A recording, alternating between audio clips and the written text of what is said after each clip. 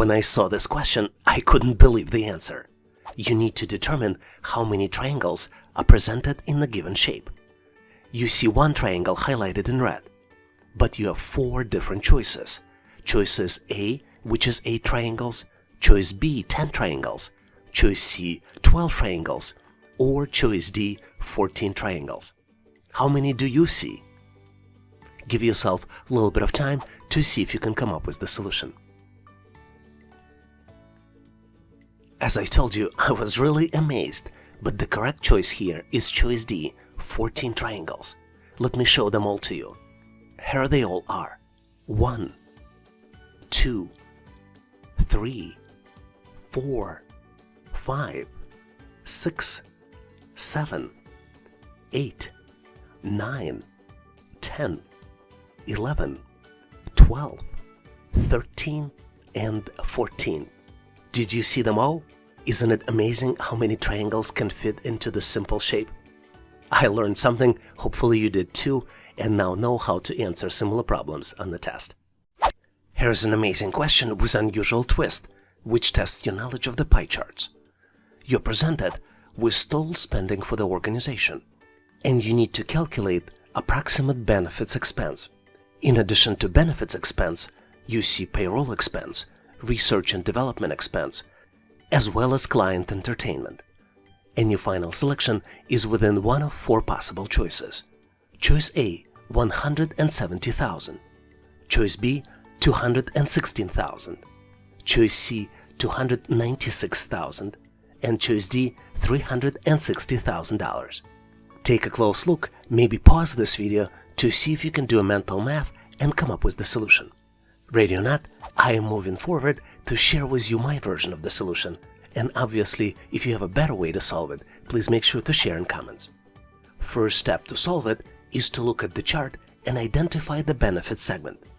Benefits represent 27% of all expenses.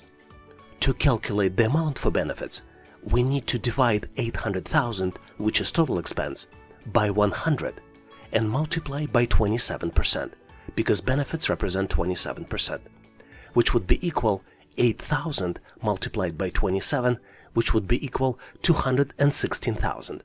So the correct choice here is choice B, $216,000. And now I think is an excellent time for you to try your skills to see if you can solve the challenge. You need to determine approximate percentage of Tesla Model S sales in 2023. You're presented with the chart that shows sales by model between period of 2021 and 2024, and you have 4 different choices. Choice A, 20%, choice B, 27%, choice C, 33%, and then choice D, 40%. Give yourself a little bit of time, do the mental math, maybe pause this video to see if you can get to the correct solution.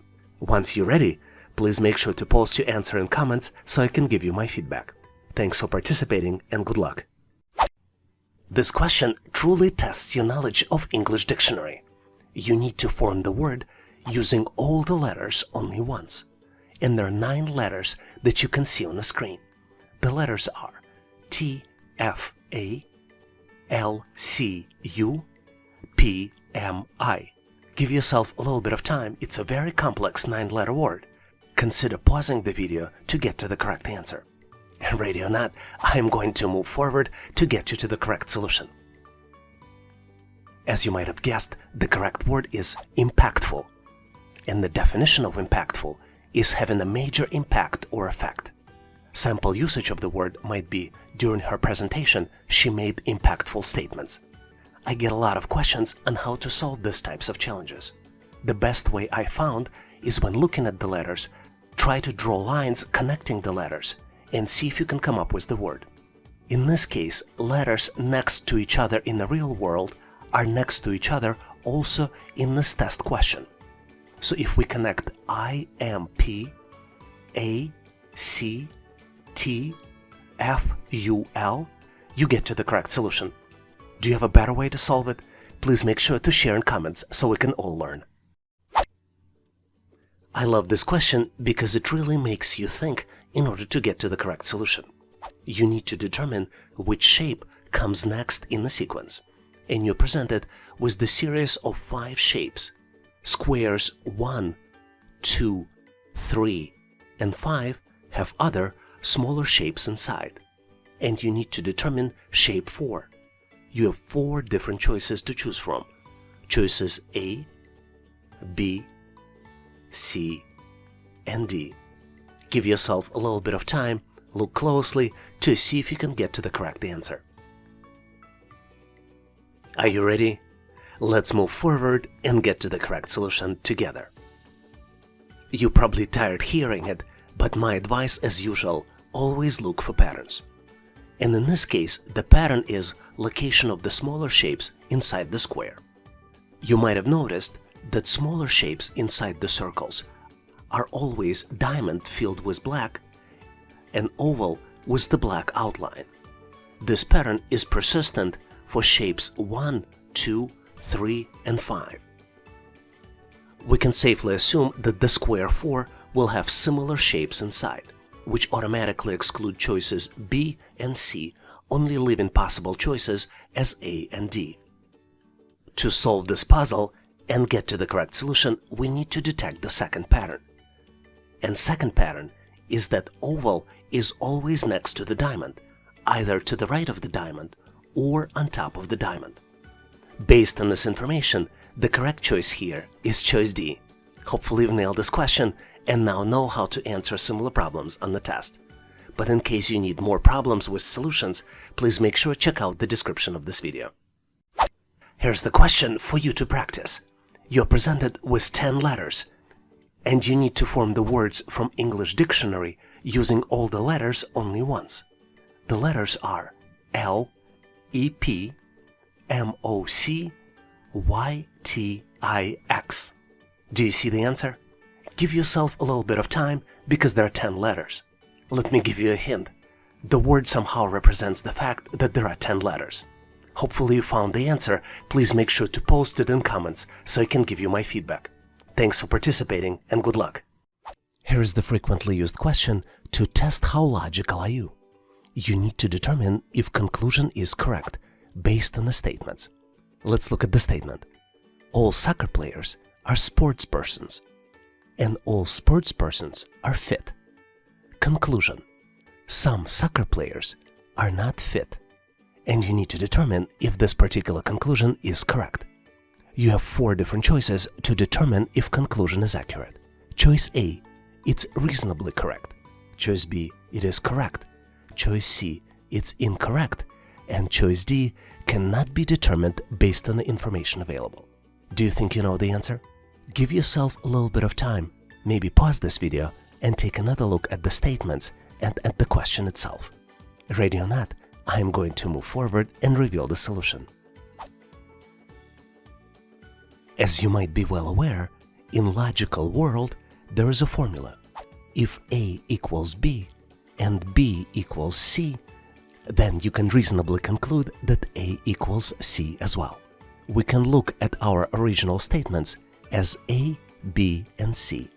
For example, the statement all soccer players are sports persons could be an equivalent of A equal B, and then all sports persons are fit could be B equals C.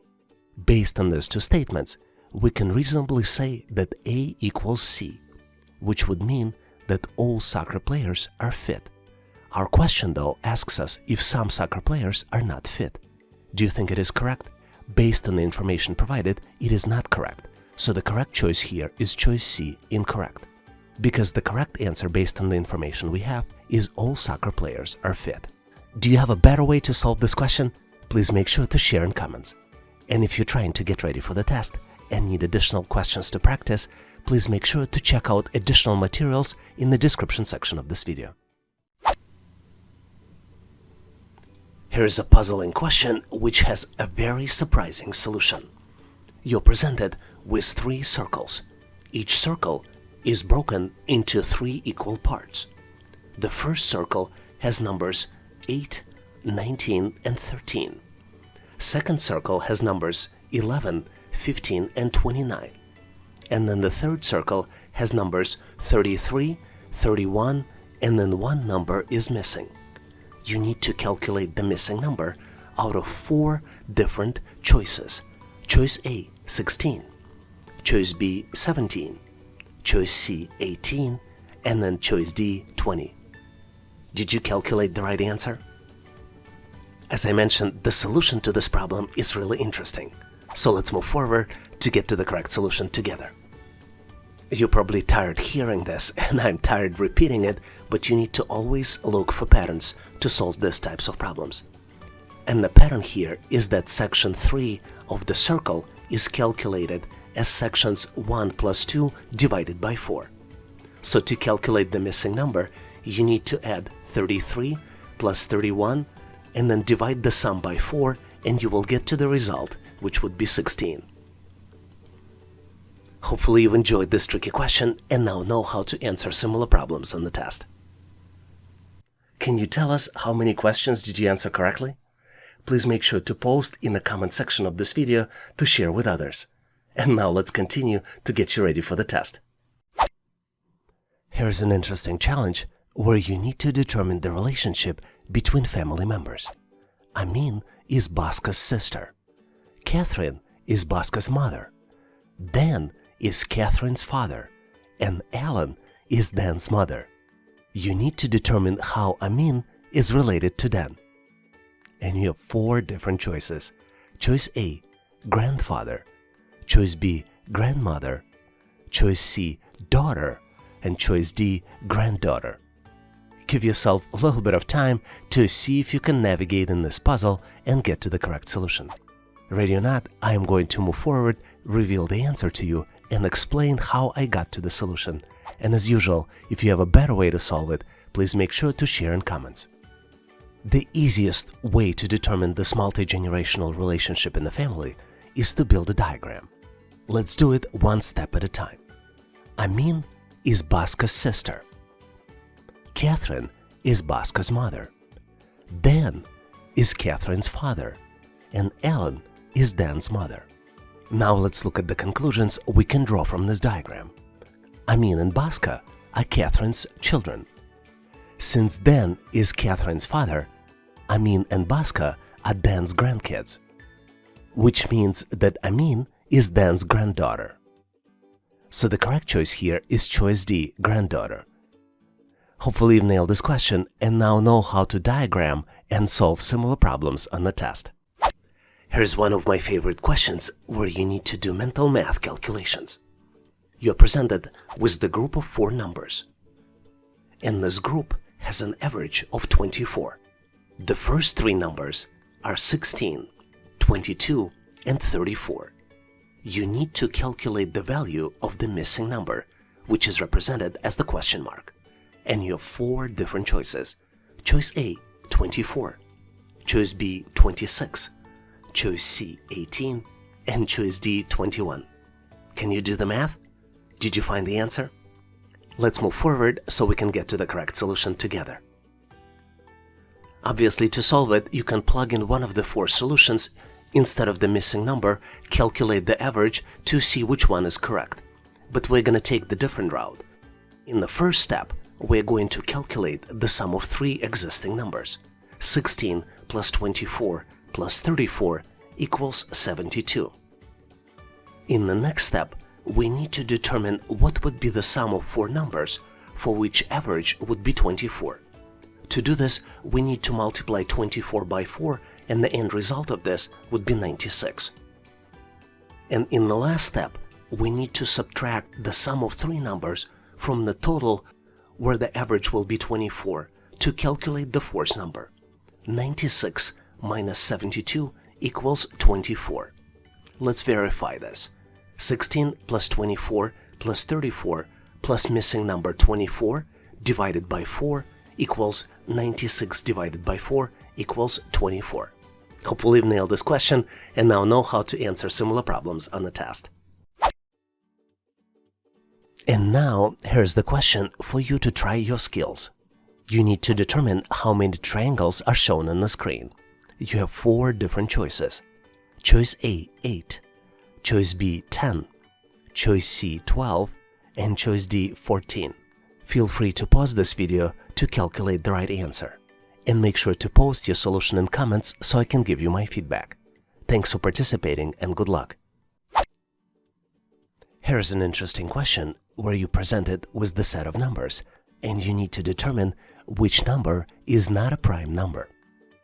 You have 4 different choices. Choice A, 31. Choice B, 61. Choice C, 71. And choice D, 91. Give yourself a little bit of time, maybe recall the definition of prime numbers, and see if you can come up with the solution. Did you solve it? Let's move forward and get to the correct solution together. To solve this challenge, let's start with the definition of prime number. Prime numbers cannot be divided by any number other than 1 and number itself without leaving a remainder. Some examples of prime numbers would be 2, 3, 5, 7, 11, and you can continue the chain.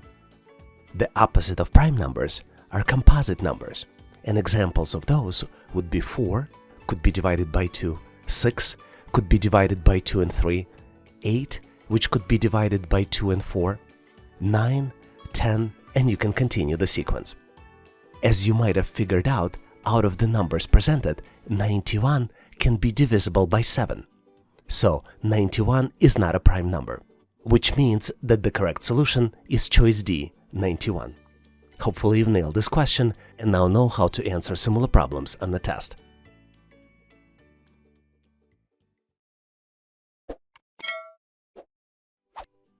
Here is a very interesting problem that you might frequently get on the test. You need to determine the next item in the sequence. You're presented with the sequence of large squares. Each large square contains 9 small squares inside, and small squares are of the different color. You need to determine next item in the sequence, and you have 4 different choices. Choices A, B, C, and D. Do you see the answer? Give yourself 10 to 15 seconds, maybe longer, maybe 20 to 30 seconds to see if you can come up with the solution. Did you figure it out? Let's go ahead, move forward to get to the correct solution together.